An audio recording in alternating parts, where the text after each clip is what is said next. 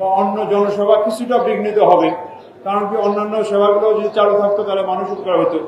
তার বিনিময় হলো আপনাদেরকে সুবিধা দিয়েছে 5 দিন, মিনিমাম 5 দিন বা 6 দিন ঢাকাবাসী বিভিন্ন এলাকায় যাবেন, অর্থাৎ 16 থেকে শুরু হবে 20 তারিখ পর্যন্ত।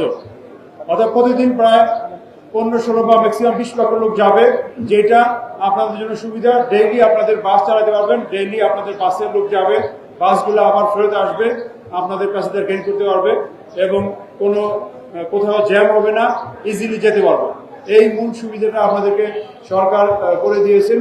এর বাইরে যেগুলো সরকার বদ্ধপরিকর এই সেক্টরে যাতে কোনো জ্যাম না হয়, যোগাযোগ মন্ত্রণালয়, স্বরাষ্ট্র মন্ত্রণালয়, পুলিশ হেডকোয়ার্টার, আমাদের ডিএমপি হেডকোয়ার্টার এবং আপনাদের স্থানীয় পর্যায়ে আমাদের ডেপুটি পুলিশ কমিশনার ক্রাইম বা ট্রাফিক, তারাও মিটিং করে সমন্বয় করে আপনাদের সাথে এই ব্যবস্থাকে, ট্রাফিক ব্যবস্থা এবং যাত্রীদের নিরাপত্তা ব্যবস্থা জোরদার করেছেন।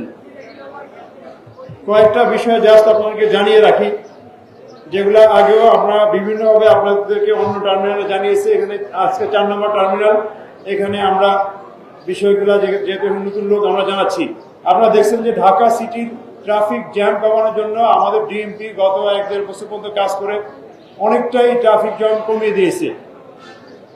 এর প্রমাণ হিসাবে দেখবেন যে অনেকগুলো মোড়ে ট্রাফিক ডাইভার্সন করে, অর্থাৎ সোজা রাইট টার্ন না করে বামে যে ইউটার্ন করে আসা, এই প্রমাণগুলো আপনারা দেখতে পাচ্ছেন। আমরা মনে করি এর ফলে ঢাকা সিটিতে সিটি বাস সার্ভিস আগের চেয়ে বেশি সংখ্যায় ট্রিপ দিতে পারতেছে। আমরা প্রেস বিজ্ঞপ্তি দিয়ে দিয়েছি যে ঢাকা সিটি থেকে ঈদের সময় বের হওয়ার জন্য যে রাস্তাগুলো আছে 6-7টা, এইদিকে আমিনবাজার, ওইদিকে Chittagong road, Demra road, Uttara road বা যেগুলো আছে, এইসব রোডের জন্য অন্যান্য যানবাহন যে চাপ সৃষ্টি না করে তাদেরকে এই রোড অ্যাভয়েড করার জন্য বলেছি। আপনাদের সুবিধার জন্য, আপনাদের সুবিধার জন্য সরকার আরেকটা কাজ করে দিয়েছে। ঈদের আগে এবং পরে মহাসড়কে ট্রাক, লরি, কাভার্ড ভ্যান বন্ধ করা এবং ট্রাক, লরি, কাভার্ড ভ্যান বিশেষ করে চিটাগাং পোর্ট থেকে বেশি আসে, ঢাকা চট্টগ্রাম হাইওয়েতে বেশি চলে। এই জন্য সরকার এবার অতিরিক্ত ব্যবস্থা নিয়েছে।